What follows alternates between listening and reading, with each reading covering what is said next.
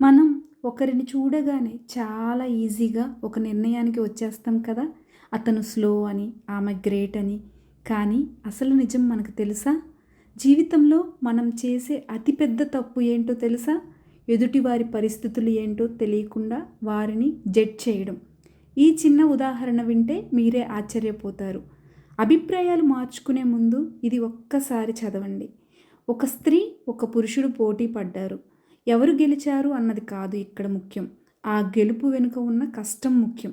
ఒక చిన్న ఉదాహరణ ద్వారా మనుషుల అభిప్రాయాలు ఎలా మారుతాయో ఈ కథ వివరిస్తుంది. ఒక స్త్రీ ఒక గంటకు 10 కిలోమీటర్లు నడిస్తే, ఒక పురుషుడు అదే 10 కిలోమీటర్లు నడవడానికి 1.5 గంట సమయం తీసుకున్నాడు. ఇప్పుడు ఇక్కడ ఎవరు వేగంగా నడిచారంటే స్త్రీ అనిపిస్తుంది. స్త్రీ చక్కగా ఉన్న దారిలోనూ, పురుషుడు ఆ ఎత్తుపల్లాలు, కొండలు, గట్టులు ఉన్న దారి ద్వారా వచ్చాడు. ఇప్పుడు ఎవరు వేగంగా నడిచారు అంటే పురుషుడని అనిపిస్తుంది. ఆ స్త్రీకి 60 ఏళ్ళని, పురుషుడికి 40 ఏళ్ళని. ఇప్పుడెవరు వేగంగా నడిచారు అంటే స్త్రీ అనిపిస్తుంది. అదే పురుషుడు 140 కేజెస్, స్త్రీ 60 కేజెస్ అని చెప్తే పురుషుడు వేగంగా నడిచాడు అనిపిస్తుంది. ఇలా ఒక్కో విషయం తెలుస్తున్నప్పుడు మన అభిప్రాయాలు మారిపోతూ ఉంటాయి. స్థిరమైన అభిప్రాయాలు ఉండడం లేదు. అందుకే ఏమీ తెలియకుండా, ఎవరిని గురించి పూర్తిగా తెలుసుకోకుండా అసలు అభిప్రాయం చెప్పకూడదు.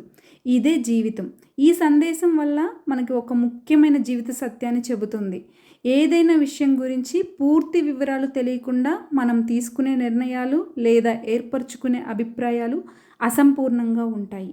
పరిస్థితులను బట్టి నిజాలు మారుతూ ఉంటాయి. కాబట్టి ఎవరిని త్వరగా జడ్జ్ చేయకూడదని దీని ఉద్దేశం. వీడియో నచ్చితే లైక్ చేయండి, షేర్ చేయండి, కామెంట్ చేసేయండి. Thank you.